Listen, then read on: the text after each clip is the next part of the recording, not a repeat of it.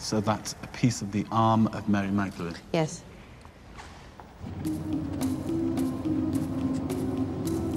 For mainstream Christianity, Mary Magdalene is a dangerous figure because you can't admit a woman as a very important figure in the church without having to argue about women nowadays. I think the Mary Magdalene cover-up is a great tragedy for the church and for the culture as a whole. But it wasn't just her sex that caused Mary trouble. She also fell foul of one of the church's earliest power struggles. To understand it, you have to examine some of the ancient Christian texts that were deliberately kept out of the Bible. Many had to be hidden away for hundreds of years to escape the church's destructive power. One of the most important is the 2nd century Gospel of Mary. It pictures Mary Magdalene in a battle for power with the church's traditional founder, St. Peter. Peter asked the others about the Saviour. Did he really speak with a woman in private? Should we all turn and listen to her? Did he really prefer her to us? In the Gospel of Mary, Mary has the leading role in the new church, but Peter refuses to accept her and constantly questions her authority. Levi said to Peter, "You are always angry. Now I see you are arguing against this woman like an adversary. If the Saviour made her worthy, who are you to reject her?" Today, Peter's home is one of the most important pilgrimage sites in the Holy Land. I had arranged to meet Father Stefano, a Franciscan monk and an archaeologist. Now tell me, how important was Simon Peter to the gospel story? How important was it to Jesus? I think there was a special link between them. A friendship, very hard friendship, and a special love between them. Peter gave to him the most beautiful room of his house, the house the archaeologists found. In terms of the Catholic tradition, your authority then is a direct line from St. Peter. That's it. That's it. Because Peter, at the end of his life, became the first bishop of Rome. So the bishop of Rome have the tradition of St. Peter. In promoting Peter, the Church Fathers wrote Mary almost completely out of the story.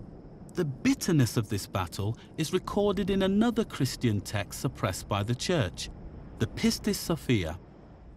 Mary came forward and said, "My master, I understand in my mind that I can come forward at any time, but I am afraid of Peter, because he threatens me and hates our sex." 5 miles away from Peter's home is another ancient site controlled by the Church, Magdala, the home of Mary Magdalene.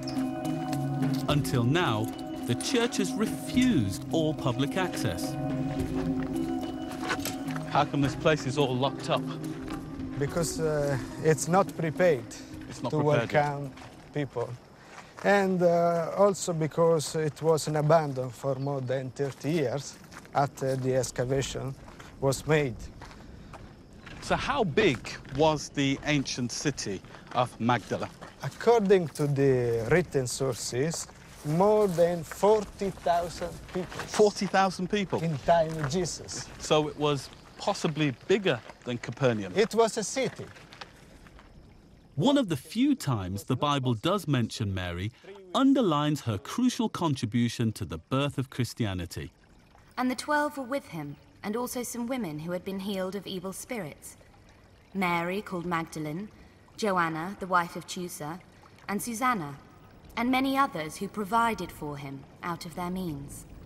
Not only did Mary follow Jesus, she was also his patron. Mary was the more closest person to Jesus. She was like her girlfriend, something like.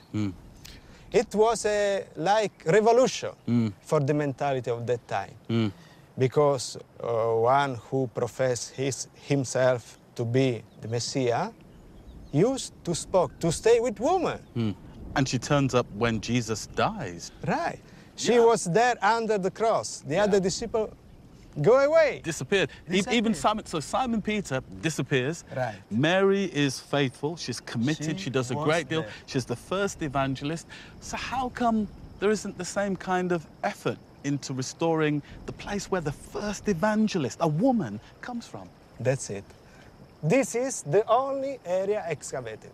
All the other area, according to the new town planning, will be hotels by the sea and commercial area by the way. Over the ancient monastery, there is the... Fairground. Yeah. They've put a fairground over the ancient monastery. You can imagine? But what I don't understand is, when I go to Capernaum, where we've just come from, there's a lot of money, time and energy that's gone into it because it's St. Peter. But here, where it's Mary Magdalene, there doesn't seem to be the same kind of effort into maintaining or remembering this woman's connection with Jesus. I think this.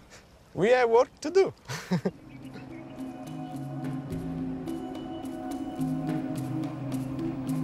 The Mary Magdalene cover-up was not a total success.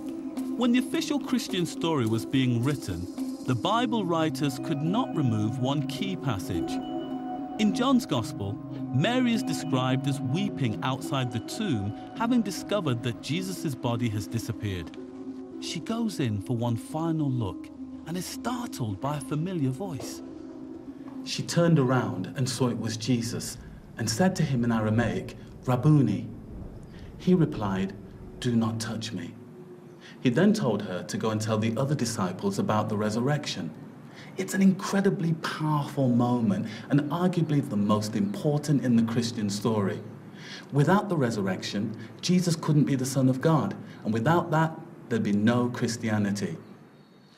And if you decode the language, an even more interesting story emerges. Rabboni, the name she called Jesus, is very curious.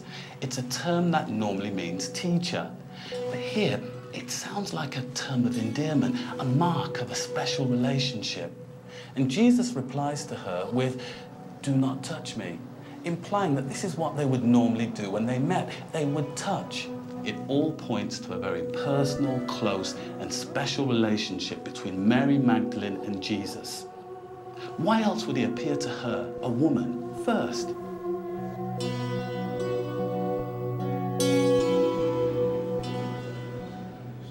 In the Church of the Holy Sepulchre itself, beneath the rock on which Jesus was supposed to have been crucified, I was told there was more hidden evidence of Mary's true status.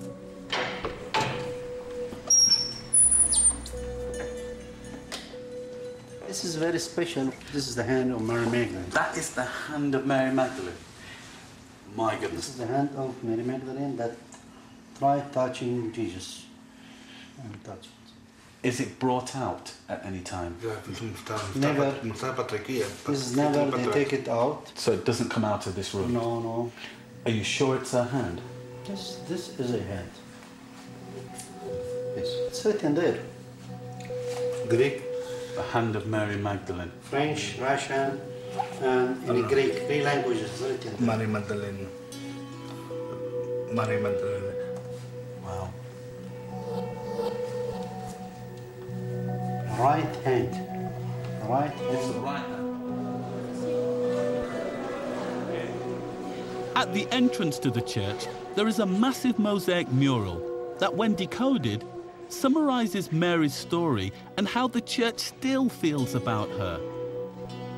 At the crucifixion, dressed in green, she is prominently depicted, and at the laying out of his body too. But by the time of his burial, she has simply become a face in the crowd, relegated to the back of the Christian story.